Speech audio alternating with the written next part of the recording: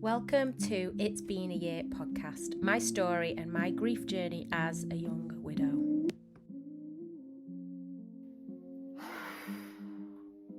Hi. I am trying to navigate my life and this podcast. I don't know how to do professional lighting. I'm trying to figure this microphone out, and it's kind of scary doing this kind of things. One thing talking to friends about things you're going through, but it's something else, letting everybody else know.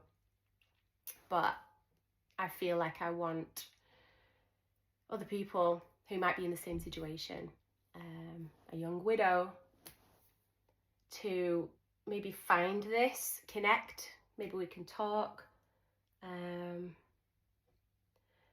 I've wanted to do this for a while, a good few months, and I lose sleep at night thinking, what can I talk about? I was in bed last night going over the story of what I might say, how to start it, and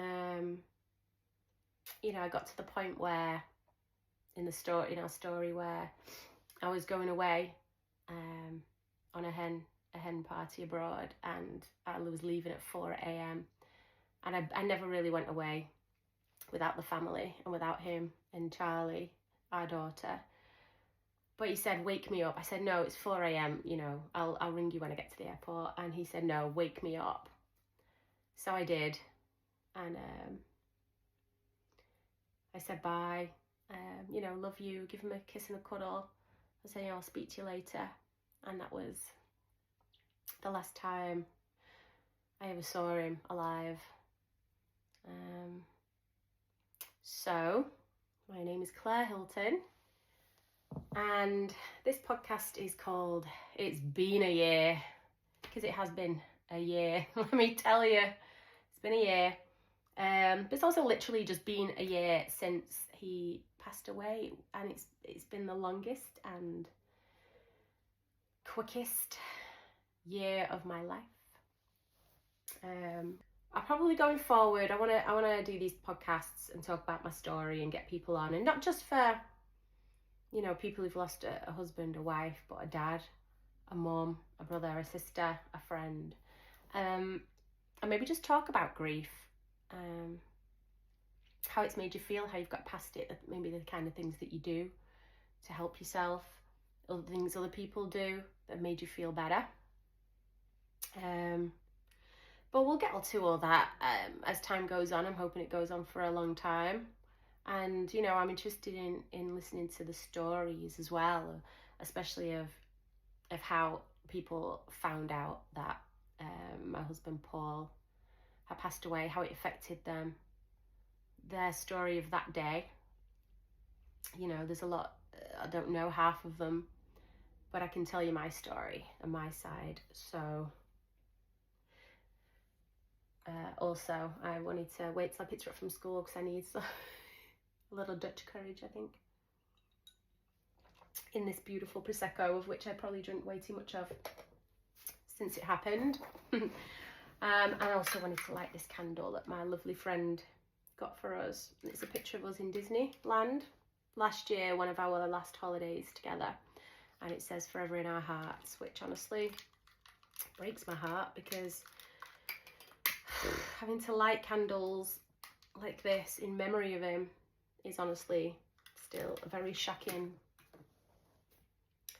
but it smells really good, so we'll do that. And also wanted to, for this first one at least, spray some of his aftershave.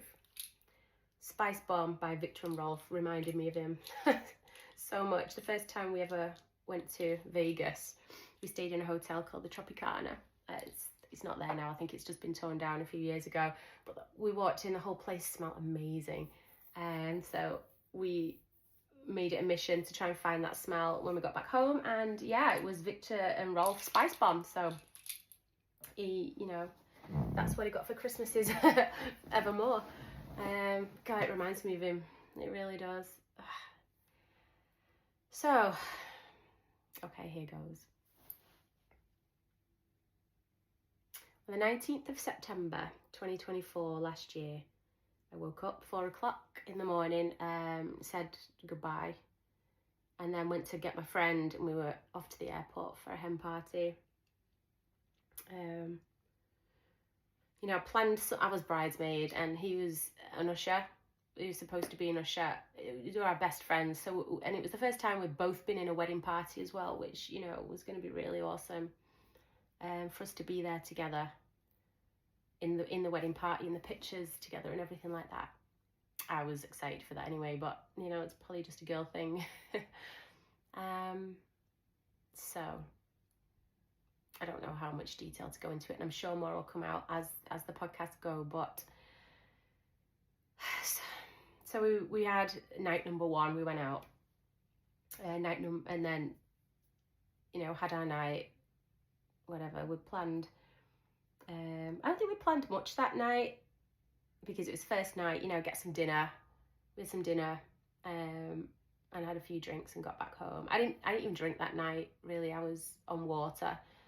I planned a lot of things for the next day, and I just wanted to make sure they went smoothly before I did, you know, join everybody in a drink. So, I mean, we had a dance class, you know, like 40 minutes away from where we were or something. It ended up, and then back to, you know, restaurant for food and drinks, and then a club night and things, which we didn't end up doing anyway. But so that was the second night anyway. So I'd had a few drinks, as you do.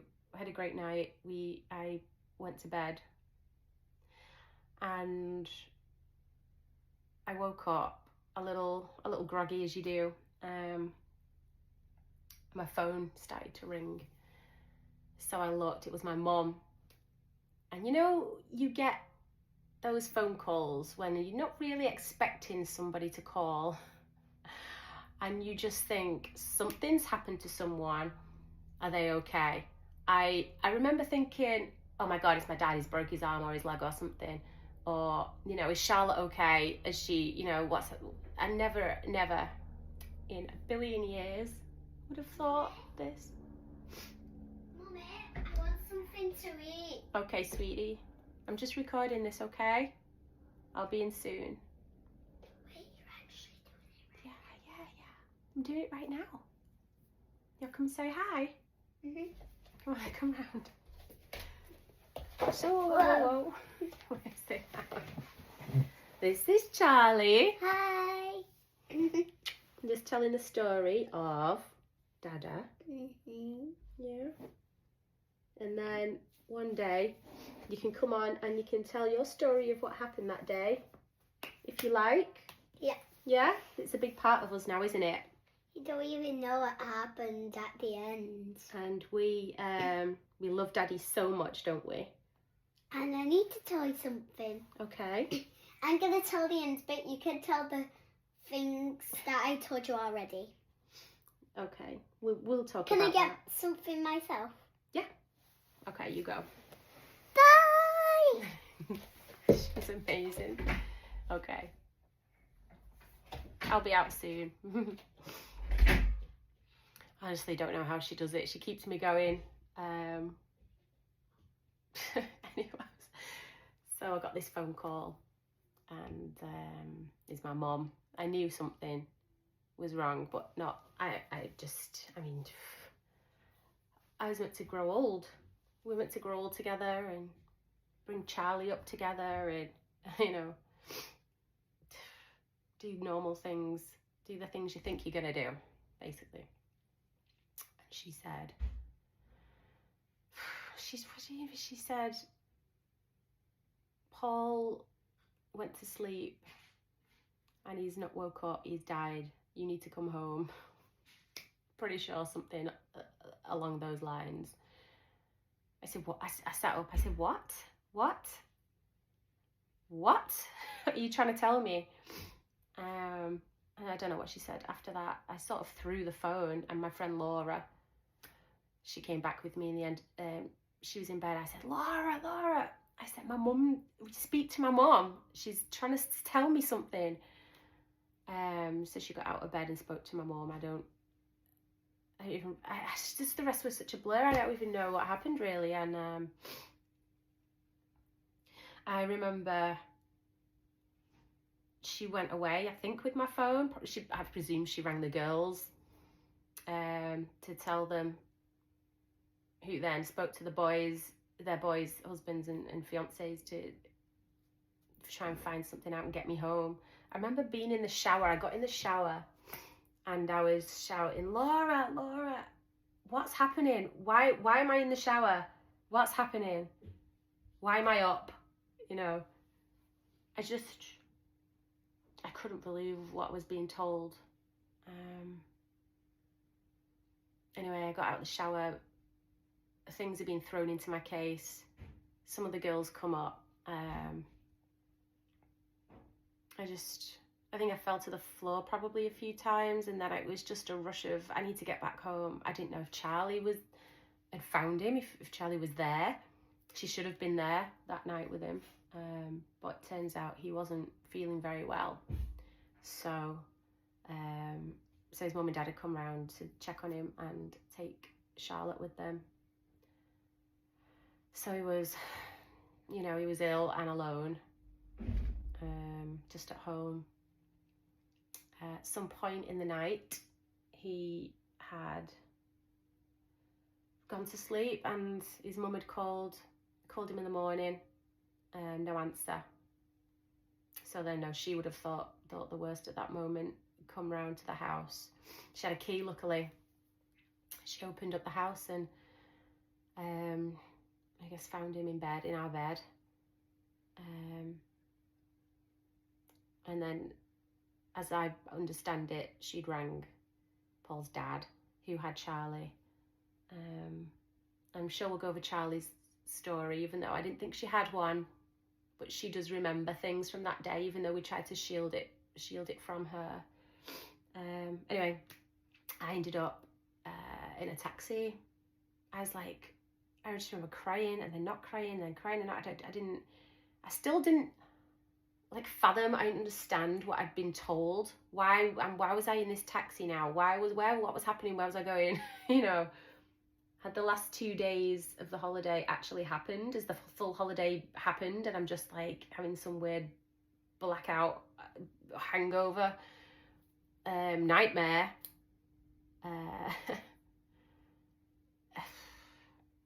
Anyway, we ended up on the plane, got to the airport. Laura came with me, bless you forever for helping me that day.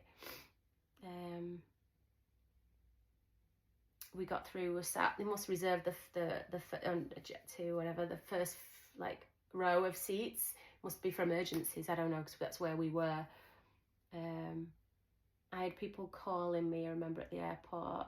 I just couldn't answer. I didn't know what was going on, honestly. I just did not know what was going on. Sat on the plane, my friend P, who lives in Sheffield, she texted me. I remember looking at my phone, and I was like, how does my friend know? How does Polly know? I'm sat on a plane. It's only been a few hours. How does she know? And I said, Laura, can you check the internet, please? Is something out there? She checked. She said, yeah. Turn the phones off. I will go into how that made me feel in another episode, because I could probably do a whole episode about that. And we'll get there. But just basically, so yeah, we got home. I'm sorry if this is really long and drawn out. I've done this before, and it's quite hard to talk about, but I want to. So we get home, my mum, my dad, my sister, they're all waiting for me, and Laura's boyfriend Pete, one of my best friends. I needed to see everyone ASAP, so I left Laura with the luggage. And just actually one thing that popped in my head, we had priority off. I said to Laura, well, landed, I texted my sister, she said, are you going to get first off the plane? I said, well, I hope so. So Laura asked and sorted it out that we would be first off because of the emergency. And so everyone stands up on the plane like they do, and we're being sort of ushered through. So Laura gets through, and then this guy stands in front of me, and I can't even remember what he says now. He says something like, just something really stupid and horrible about people pushing off and things like that. So I just turned to her and I said, my husband's just died. I need to get off this plane. And everyone just was quiet. What an arsehole. I'm sorry. He really was. You know, and it just goes to show you don't know what people are going through. You know, when you judge people, you really just don't know what's going on in their mind or what situation they've just been put in, you know, to be that horrible. Sorry, but anyway, we got off the plane. I got home. I don't remember the drive home. I just wanted to see Charlotte. I needed to see her.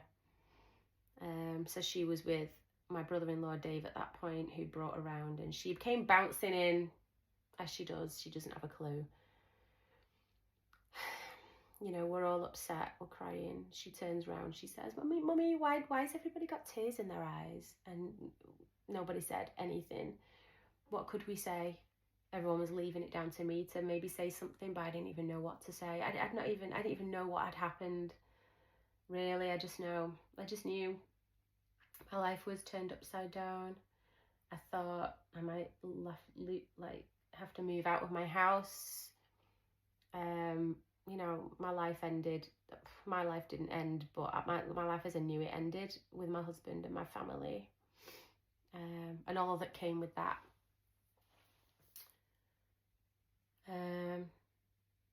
Just take another little sip.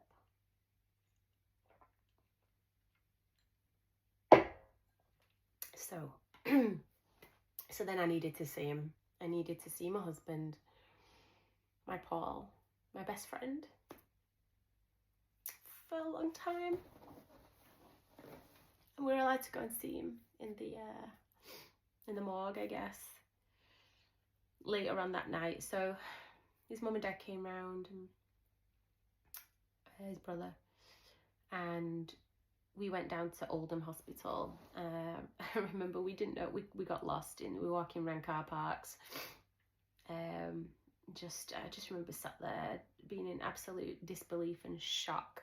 I still didn't really believe it was happening, or that I just kept thinking, what am I doing here? Like, what's happening? Anyway, we walked around to, I think it must have been the morgue. Well, it's kind of like a chapel-y. Anyway, you walk in and there's like some seats and a table with flowers on, and someone comes out and explains to you what's going to happen. You know, he said, you're going to go through that door. There's going to be a room. It's going to be a glass wall, and there's going to be a glass door. He's going to be on the other side of that. And he kind of just tried to prepare you a little bit. I even remember really listening to him. I just wanted to see him. I needed to see him. So I knew it was real.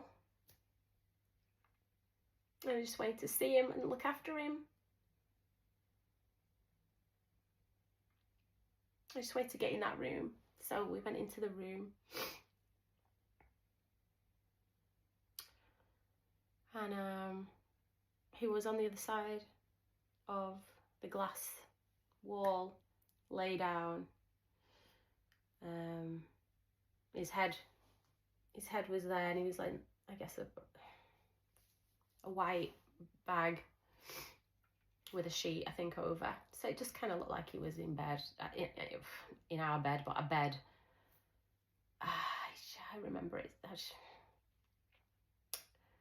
So I broke down on the floor. I grabbed Paul's mum here, my mum here. I just grabbed them and just fell to my knees, screaming.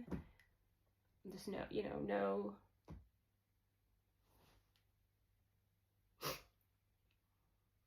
just looked so normal. He looked asleep. He looked beautiful, and just still him, but just asleep. Like if we were in bed or something. So we went through. I've never seen anyone like that before. So it was the first time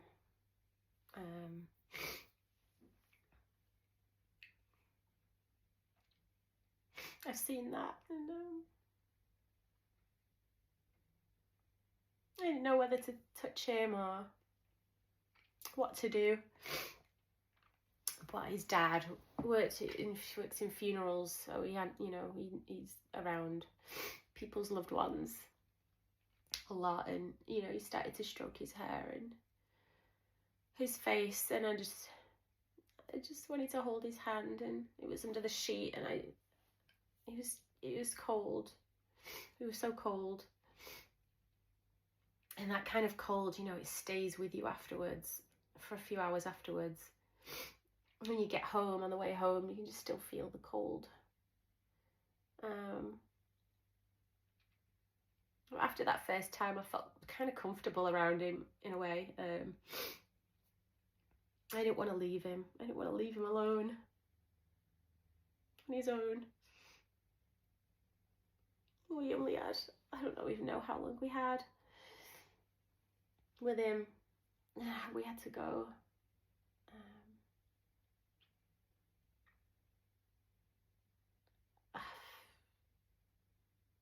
So we got home. I felt better after seeing him, though. I did feel better. He just looked asleep. I could believe that he was just asleep. For a minute, I could just believe he was asleep.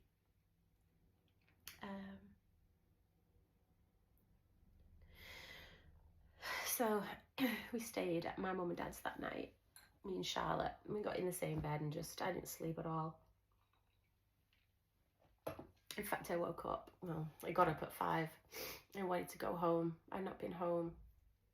I didn't know what my house looked like.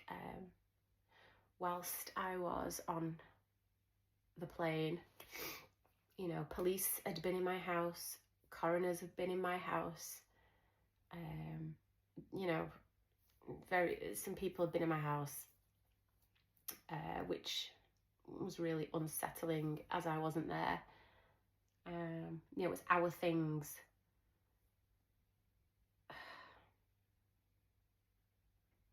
I hated it, but I guess it had to happen. Another thing was, obviously, we have cameras around our house, and I tried to just find something of that day. I didn't know what happened at that point, really. I just tried to find videos or footage or anything, and all the cameras were off. They were off. I don't know if we turned them off. Maybe the batteries had died and we just not charged them. There was no cameras on that day. There was nothing of his last moments that I could look to.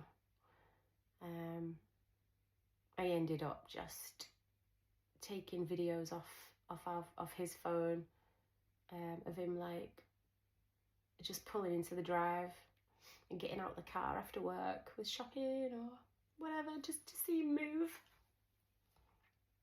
just to remember how he walked, and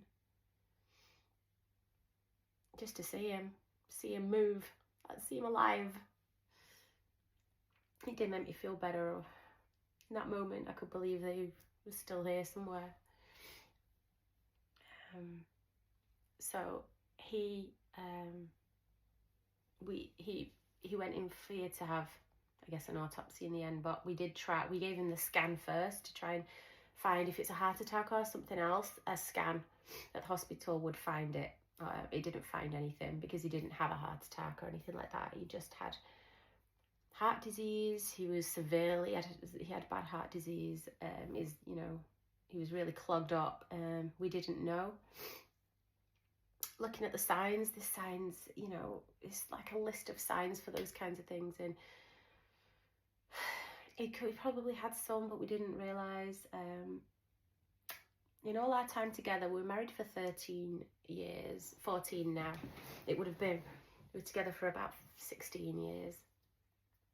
And there were 2 instances in that year I was worried.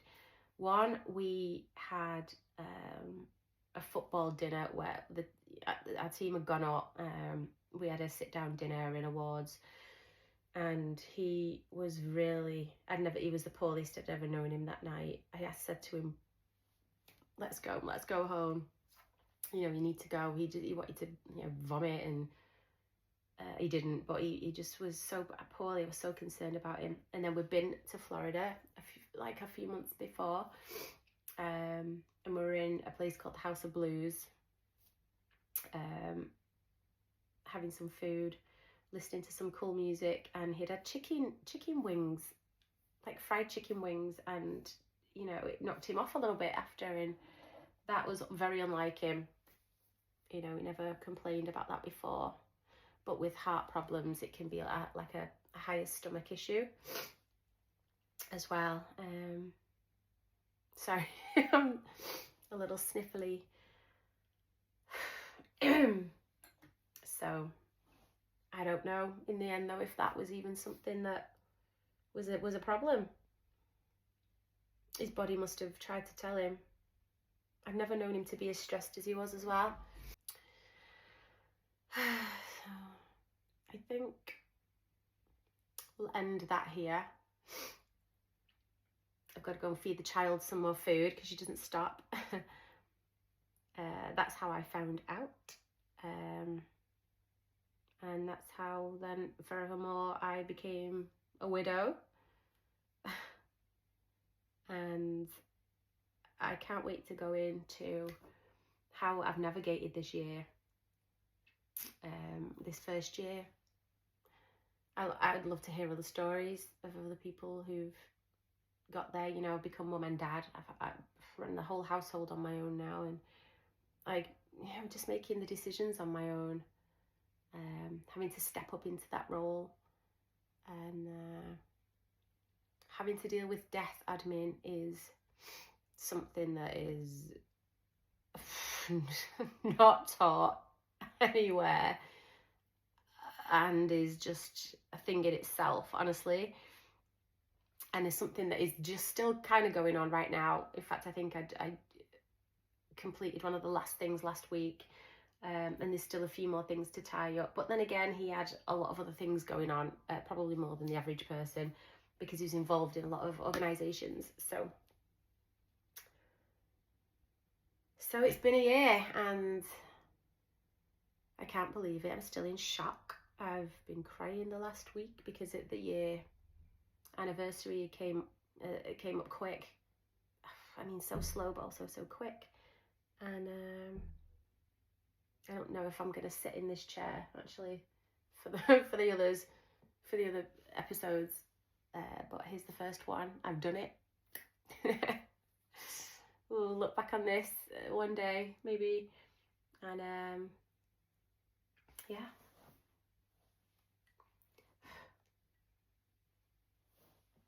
Very dramatic. Okay. Catch episode 2. And you know what? This is going on YouTube. I'm going to get Charlie to do a little like and subscribe situation. See? like people do. Okay. Thanks for listening.